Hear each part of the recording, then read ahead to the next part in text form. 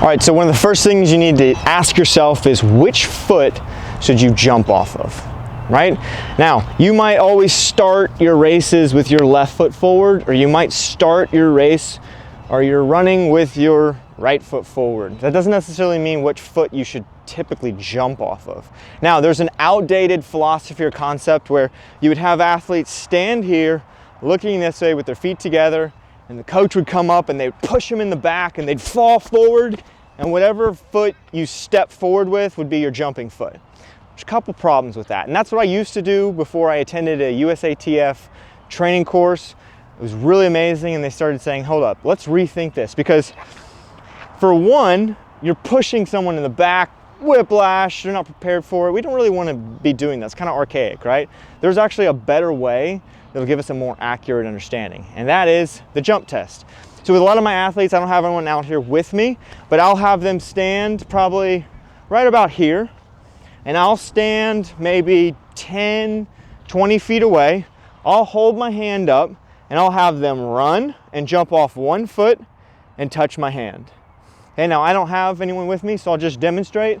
I've got a little piece of tree right here, so it's kind of above my hand. I'm just gonna run, and I'm just gonna jump off one foot and try to touch it, okay? Now, because I don't actually know how many strides I'm gonna take, you'll see that I kind of modulate my stride frequency and distance. I might stutter step, I might overstride, but I wanna try to get roughly in that area. So I'll just kind of boom, boom. Now you can see I jumped off my left foot. So that, to me, is what's most comfortable, right? Now, one time through isn't really enough. So I like to do it 3-4 times, and then hopefully, for the most part, they're doing a consistent, similar leg. So I'll do it again. So that's 2 times with my left leg, and you can repeat this. Now, another thing to remember, for younger athletes, typically age 9 and below, they don't really know. They don't know if their left leg or right leg is dominant because they haven't had time for those synaptics to really hardwire, right? So kids, they could jump off their left, jump off their right.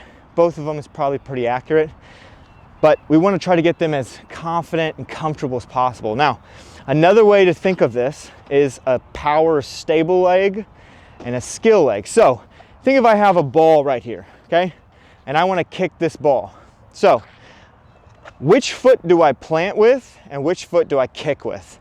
So if I come out here, plant, kick, what that tells me typically is my left leg would be my balance, my power, my stabilizing leg, where my right leg would be my skill leg, because I sweep through and I use it as something that's dextile.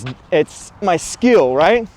Now, usually the power leg or the stabilizing leg will be the jumping leg, but some kids might prefer to have their skill leg as the leg that makes ground contact. And if they develop that early on, and that's what they consistently do, then that's the way it is. There's no right or wrong. There's not really, if you're left-handed, you're gonna be right foot, you're right-handed, you're gonna be left foot. You do see more of right-handers being left foot jumpers, but there's no right or wrong way. The best way you can do it is just stand back here, have something that's above my reach, and test it out. So that's how we start and get our jumping leg. Now, one last thing to consider, and one last thing to point out, and I'll say this again when we talk about the approach and the approach video, but if I jump off my left leg, when I start my run, I want to have my left leg forward so that my first step is going to be my right. That way I can get an even number of steps. So if I have 12 steps, I know I'll have 12 total steps. That'll be 6 lefts. It's a lot simpler for the athlete to count, as well as coaches to make those adjustments as they needed. Okay, so don't start with your right foot if you jump off your left. Don't start with your left foot if you jump off your right. Always start with the same foot you're going to jump off of. And we'll talk more about that in the approach section. All right, to the next one.